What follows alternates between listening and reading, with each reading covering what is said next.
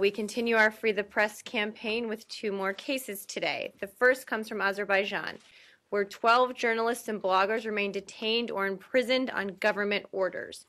Among the 12, Mr. Halal Mamadov, I think, has been in prison since 2013.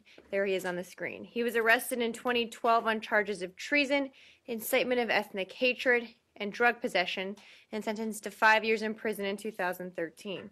The United Nations Working Group on Arbitrary Detention considers his detention arbitrary and has requested his immediate release in March 2014.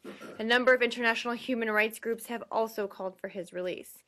We join them in calling for the immediate release of him and other journalists and bloggers who were incarcerated for simply exercising their right to freedom of expression. We call for an end to all such prosecutions and other forms of pressure on the independent press, and for Azerbaijan to honor its commitments to freedom of expression. Let's go to the second one. Our second case comes from Swaziland. Prominent journalist Becky Makubu and human rights lawyer Tulani Maseko are currently serving 2-year sentences for charges based on their criticism of Swaziland's judicial system.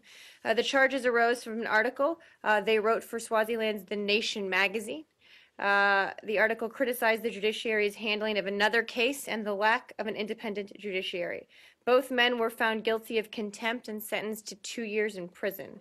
We continue to call for the immediate release of both individuals who were arrested and remain imprisoned merely for exercising their rights to freedom of expression as defined in the Universal Declaration of Human Rights.